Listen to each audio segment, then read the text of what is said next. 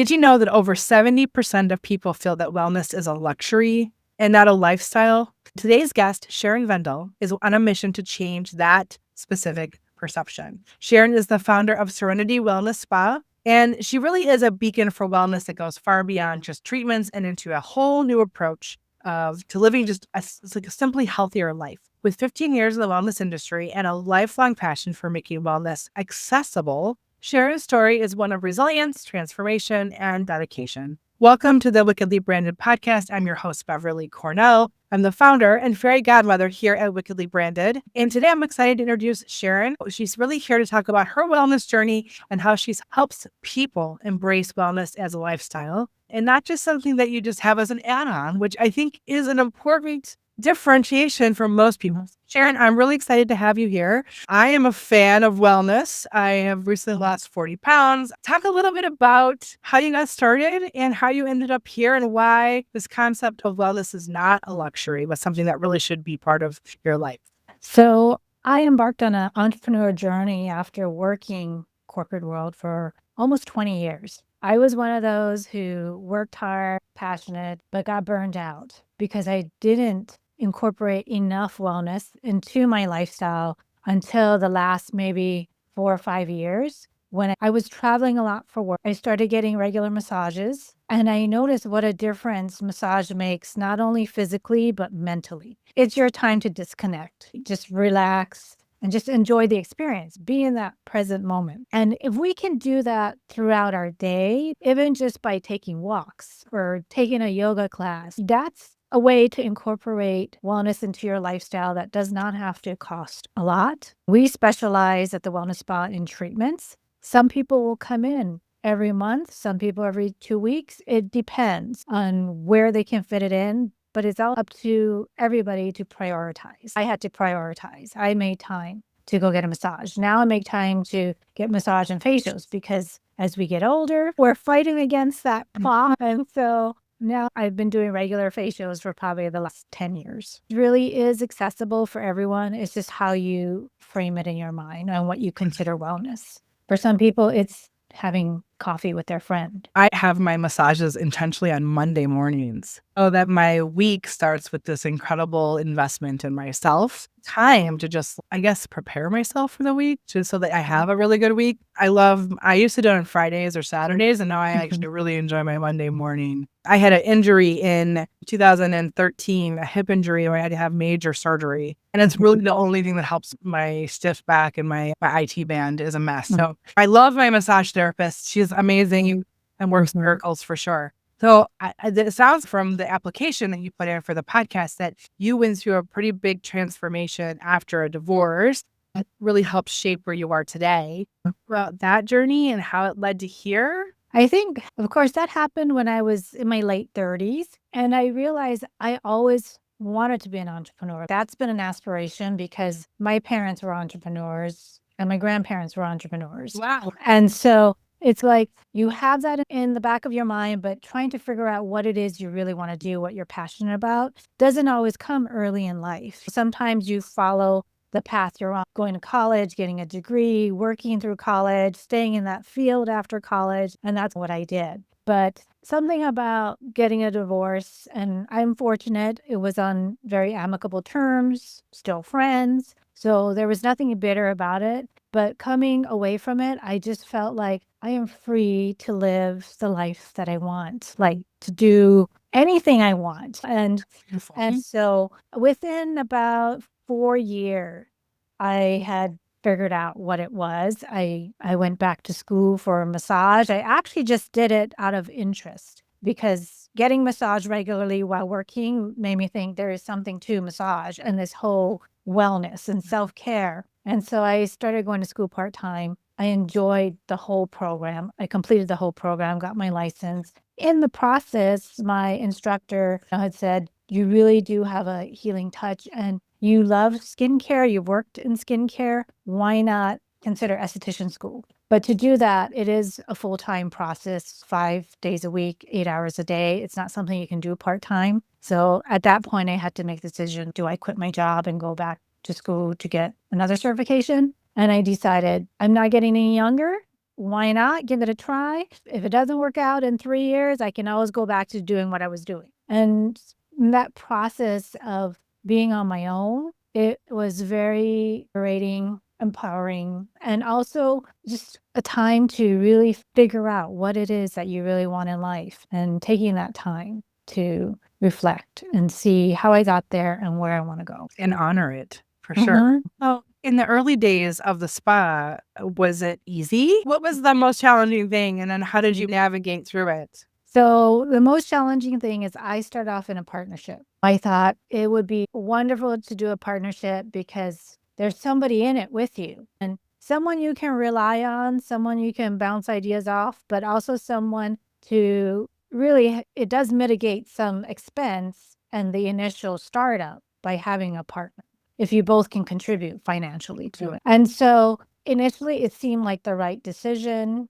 After about 1.5 years, 2 years, I realized maybe not the best decision. It was the best decision at the time, but looking at the long term, we were very different people in different places in our life. She was primarily esthetician. I was massage and esthetician. Due to life changes, they actually moved further away from the city. And so for her, the commute was much longer, which also kind of made her like not come to the spa as often. And so then I started feeling like this partnership, if I keep doing it, may become very uneven in the time and effort that you put in, and then also in what one can contribute to the business. I am 10 to 15 years older than her. And so a lot more experience, a lot more things to bring to the table. And so it was a very interesting experience. I worked with an amazing business coach who had me envision, like, where do I see the business in 5 years? Yeah. And so I did this exercise in explaining what my dream vision was and detailed it out. And then she said something very poignant to me. Nowhere in this vision have you mentioned your business partner. Yes. And I was like, oh my gosh. She goes, you always have the answers within you. And if you take the time and really sit and think about it, the answers are there. And so it was a tough decision because we were friends, and that decision to not be partners anymore also affected that friendship because she felt like it was you're all in or you're not. And so we parted ways. I wish her well, and I've gone on with the business. And it was a hard decision because I rebranded, I changed the name, and it, in some ways, it's like starting over. I just felt we got to the point, it's been 3 years, we've been profitable. And my coach, who, if I can give a shout out to, Yazversa, she's amazing. She's got a best-selling book and she's coached a lot of people. She said, you've done it before. It's actually going to be easier the second time around. And it was easier in the sense that I knew the mistakes that we've made in the first 3 years, and so you can do it better. I really wanted to focus on going more wellness and not so much on just superficial. And so it really was going deep. Detox programs, really helping people figure out the root cause. I now work with a naturopathic doctor next door. And a lot of times root cause of skin issues have to do with gut or hormones. Having someone there right next to you to refer clients and really work together to help people get the full benefits and healing is the direction that I've always wanted. I love the idea of healing from the inside out and not masking a symptom with just some kind of prescription or whatever, like getting to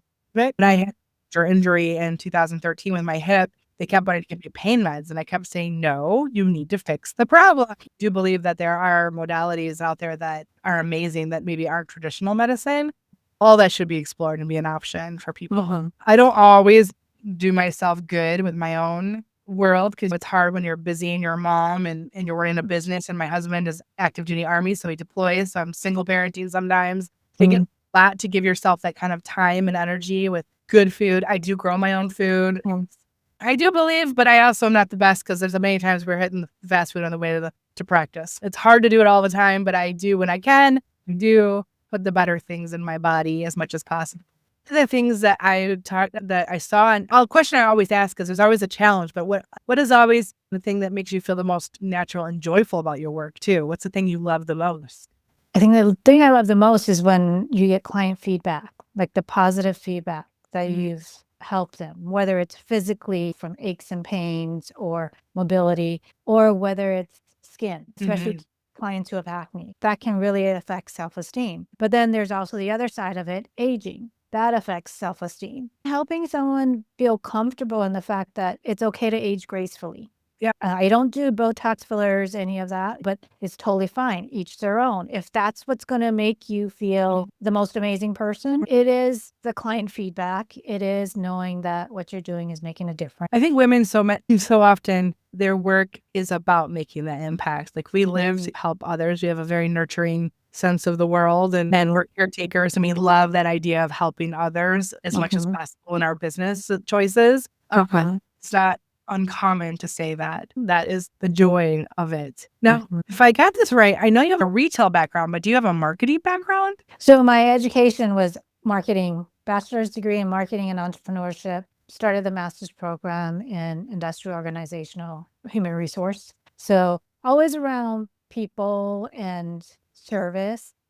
When I discovered like how much a difference wellness and treatments can make in one's life, I felt it would be really an exciting, enriching, fun thing to do to be able to help other people de-stress, because I know what a difference it made for me to de-stress. And not everyone wants to take the entrepreneur journey and still hugely successful in their corporate life or working for someone, but they need a way to reduce stress. And so we have a lot of clients who come in just for that reason. And sometimes it's work travel that really does take its toll. But it's can be just honestly daily life. And I have really come to realize, like over the last 15 years, how important it is what you think and what you feel. Like those affect everything in your life. And so, you know, how you view things in life affect how you feel. Some people can handle multiple things, and the kids, the business, couple of startups, and other people are just overwhelmed with just the business or just having a child. And so everyone is different, and we all find a way to navigate this journey that we're on. In the process of doing the business and having this life change, I also got breast cancer. And I did not understand like how it happened when I was living, I thought, my best life. I was eating clean, healthy, exercising. I was doing all the right things. I loved the life that I had. And I was like, how did this happen? And then you realize like there are so many things out of your control. Absolutely. And genetics, toxins, yes. And so I went down a deep rabbit hole to try to get to the root cause of that. And in some ways it was futile, because you start overanalyzing the things you were eating and things you were taking.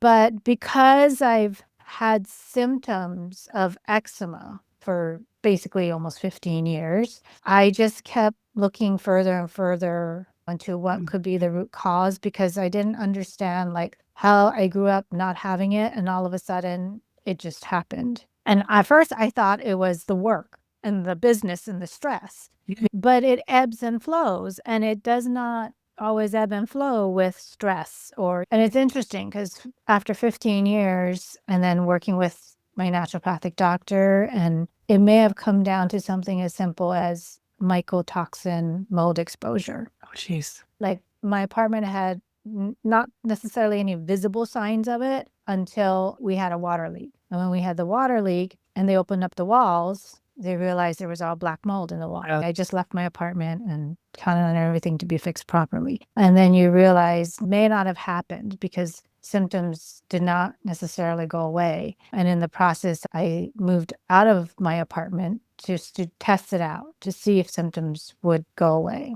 And it did. Pandemic was also an example of probably the most stressful time, having your business closed for 8 months. But I didn't stay in my apartment. I was staying at my boyfriend's house and did not have any eczema during that period. And so I was like, but it didn't dawn on me that there was anything wrong with my apartment because I didn't know about the mold in the walls. Yeah. So there are certain things you don't know, you don't have control of, but then you also have to let go. And I think I've had pretty good outcomes because I exercise, eat healthy. It could have been a lot worse. I wasn't living that lifestyle. Pounded on top of that. Yeah, for sure. The wellness industry, I feel like it's actually fairly competitive. It's quite competitive. With this marketing and retail background, give you a little bit of a boost. But what's been your biggest challenge kind of standing out in that space and ensuring that your message specifically connects with your ideal clients, like the people you want to work with and help? I think the most challenging thing in probably most business is hiring and retaining the right people.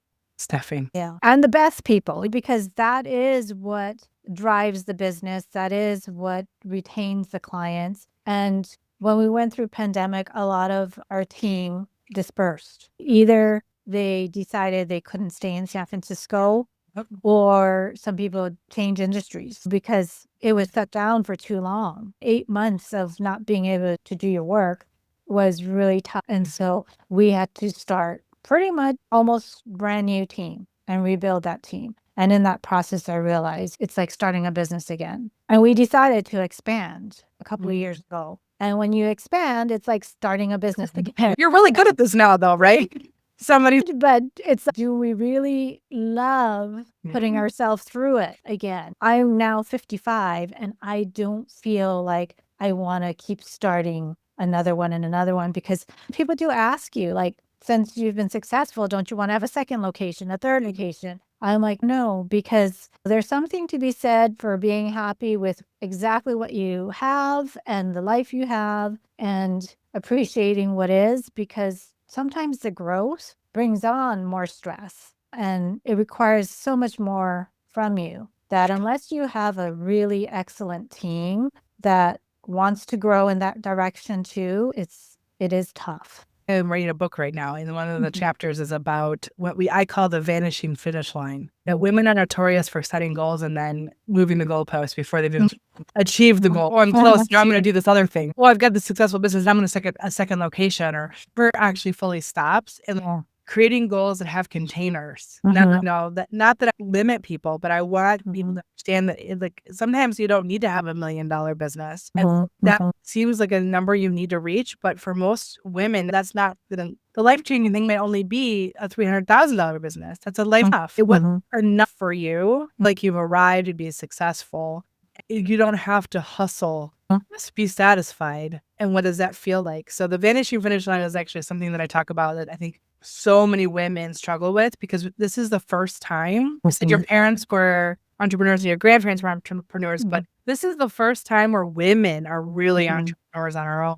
We feel that it's our first time. We're getting shown what we're made of, that we can do anything that they can do. Our mark because of where the time and place that we have become. So I love this idea of I can be satisfied and I don't need to just keep pushing myself until I like die.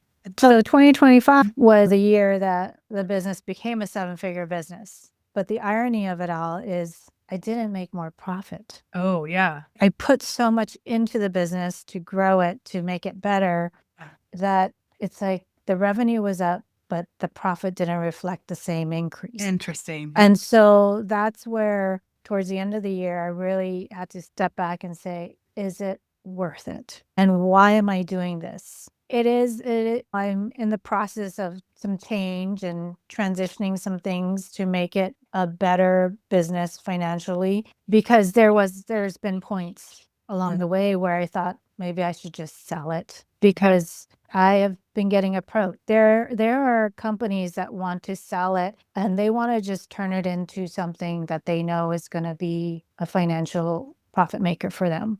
And I held off on it because I said, I know what they're going to do. Like they will really cut costs, and that includes compensation. And so I hesitated on it, and I'm trying to make the business again to the point where I love it. I can keep it indefinitely, because that's the way when I started it, I thought it's something I could do indefinitely. I don't always have to do the physical work, because as I'm getting older, it's like you feel it in your joints, massage. But if this business can sustain and run, and everyone can benefit from it, even I will benefit from it, of course, having some passive income, then it's worthwhile having indefinitely. We all have to decide, is it worth it? Because it's still, no matter what, takes your effort. It never truly is 100% passive.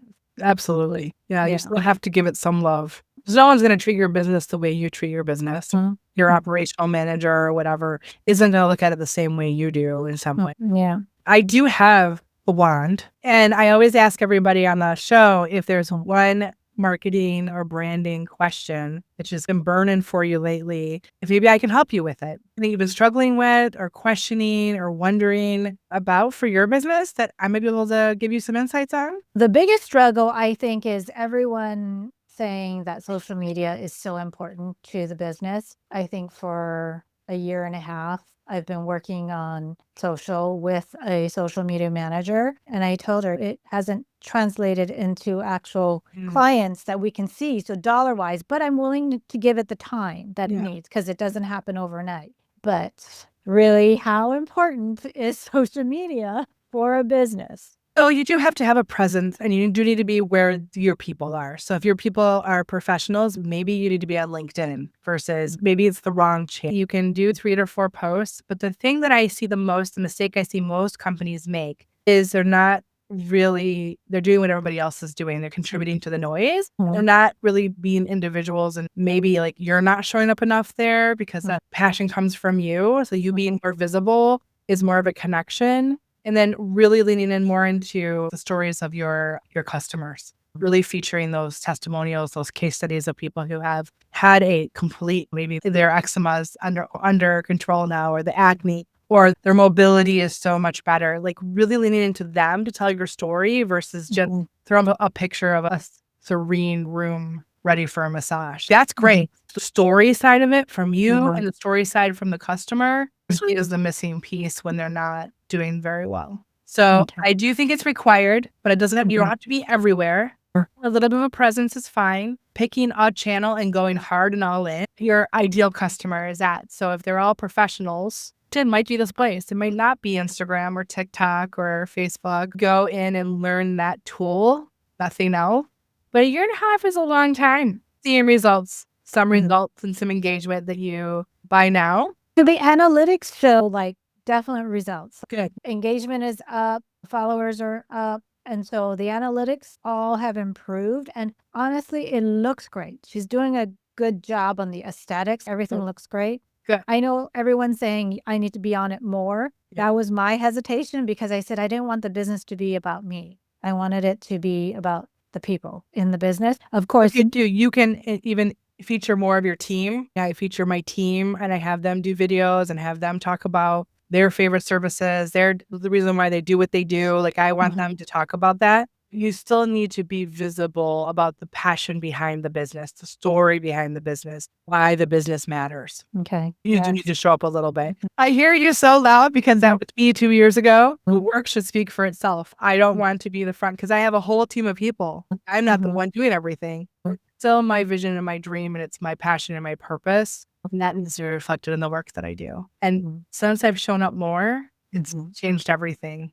Really would. I told my clients for a long time to do that. Right? I wasn't doing that because the cobbler's kids never have shoes. And once I made a decision to be the best case study for my clients, I said I was going to have Louis Vuitton shoes. Is what I said. Really, what I ended up with was a pair of iridescent flats because I ended up with my pairs of shoes. But the idea is that I did it my way. What made it feel comfortable for me? So it doesn't mean you have to do some trendy thing, Sharon. Do what feels comfortable for you because that's when it's going to feel most aligned to you and how you are. But yeah, I think the story aspect, we live in a very AI world now. And your story is what makes you human. Your team is human and your clients are human. So the more humanness you can really infuse into your social media, the more it will stick out now than ever because of AI. And do you think just asking clients to, like any of them will move into that. So I do a little bit differently because all my services are like this or on a Zoom call, which for the listeners who are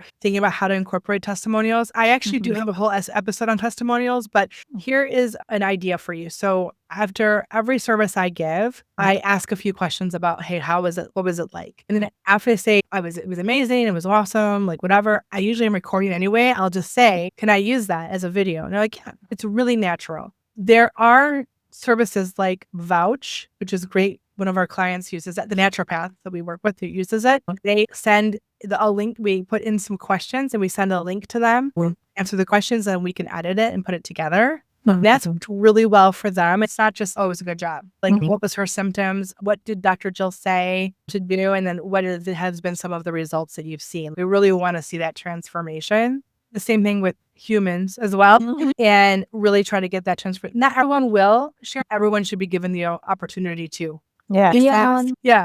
Beyond the feedback that we request after every service, they do provide feedback in writing, but nothing like video, nothing to necessarily post. Our social media person does post those words perfect. Yeah.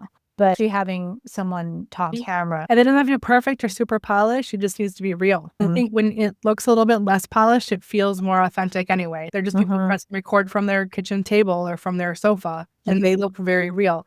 The other thing you could do, it depends on your clients. You know, some clients, other clients are pretty chatty and open and whatever. You could have an iPad there and just say, hey, can I ask you a couple questions? Can I record you right now? Really, it is knowing your customers in some way and who will feel comfortable. And also who has had the most transformation. They're going to sing your praises all day long, right? Because they've had such a significant transformation, I'm thinking most likely they're your ideal client. Having them talk about it. The other thing that's really powerful about testimonials, there's two other things that I think are great side benefits. One, it's really affirming to the staff and to you, what you do is matters. So it's really good for morale for your team. Those videos, have those testimonials. But the other side that I do is I actually throw all of my testimonials into my chat GPT. My AI used some of the client's words in my marketing. Okay.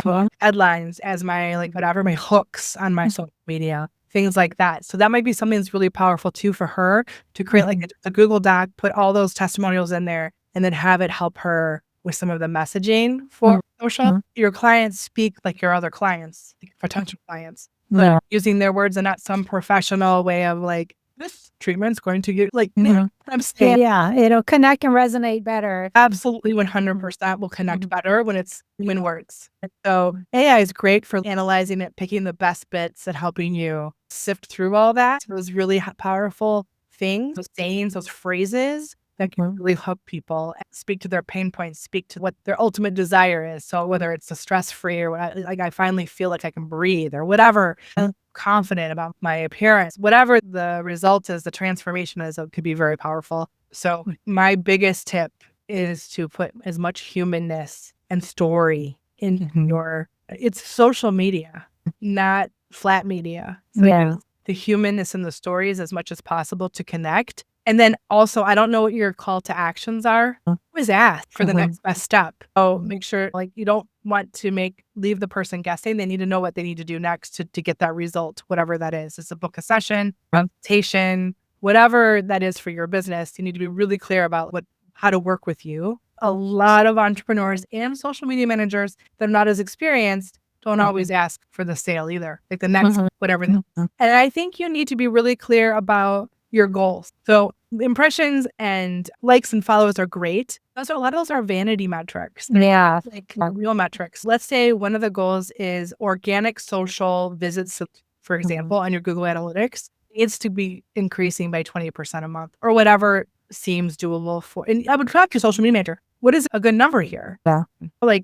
Realistic. There are benchmarks. What's an average benchmark for a wellness spa on growth? Let's talk about it and ask them. That's a metric you want to go after, not just impressions. And because you could be getting a lot of followers, but maybe they're not your ideal target, not really the people you want to. So for me, one of my main numbers is my newsletter signups, as I can nurture people with offers and things like that ongoing. They're not buying or ready right now. They will be ready at some point. And maybe that's Mother's Day, or maybe that's a birthday, maybe it's an anniversary or a celebration for work or whatever. That might be the time where they actually buy. So Yeah. for me, and social media is a rented space, right? It's not, you don't own those names, you don't own those fans. My newsletter list has probably been one of the most transformative. So be really clear on what you want the result of social to be.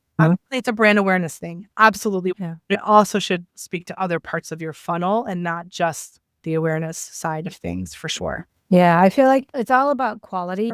Never went after just followers. It's just most of the time before we use a social media manager, I would say 80% of the followers were clients. Yeah. Loyalty of a community, it's a great goal you can have. So now you have some new people coming in, which is great, which is what you want. Yes. Now, what are you doing when they come there? What's the next step? Does that help answer you? Does it give you some ideas? Yes. I always want to give some idea. And I always like to say, too, if you get some results or something, let me know, because I'm always curious on how these little adjustments, and sometimes it's just a minor adjustment. It's just a minor adjustment of a few things that could really make a big difference.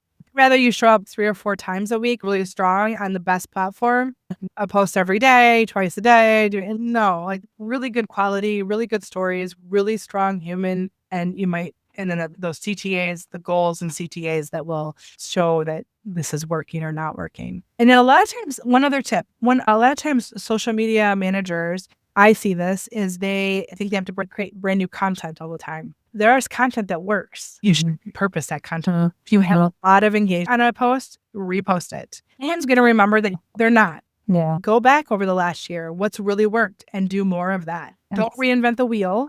Look at what's working and tweaking that way. I'm a mad scientist in that sense.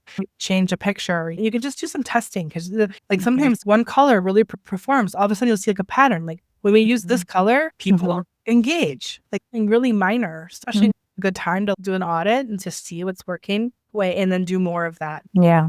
All right. I love that. So one of the last questions I ask is, what does it mean to you to be wickedly branded? How do you think you show up wickedly branded? And what tips would you give to our listeners to be more wickedly branded? So I think for me, it would be that our brand is associated with the best in what we aim to do. So if it's wellness, like we're top of mind for wellness. Absolutely. You want to be top of mind as the place to go for your service or what you're offering, the product. Yeah. What you want to be known for. Yeah. And going all in. Yeah. How do you think your spa or you and your team show up like that? We are constantly learning new skills, learning new ways to improve, going to the conferences or talking with people to see what is of interest right now. Manual lymphatic drainage has become huge in the past 4 years. And it's not just for therapeutic reasons.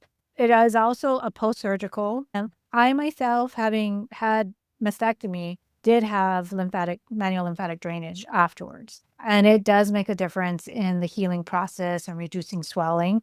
So it is keeping on top of whether it's what product, what ingredient is really making a difference in skincare or in body care, what services are making a difference. In terms of longevity, the peptides are going to become huge, more than supplements even maybe. And so everybody's jumping on the peptide train, but then in talking with my naturopathic doctor, the source of the peptides are critical. And not everyone's going to be using the best source, AI, for healthcare, for longevity. Absolutely. The things that you learn about in terms of, we one time brought in infrared sauna. Oh. Everybody wanted infrared sauna, LED, light therapy. So there's so many products and services that are always changing. So being open to new things and then also testing it to see what the results really are. Yeah. One of our core values is dynamic, which is we're always looking at how do we do things better?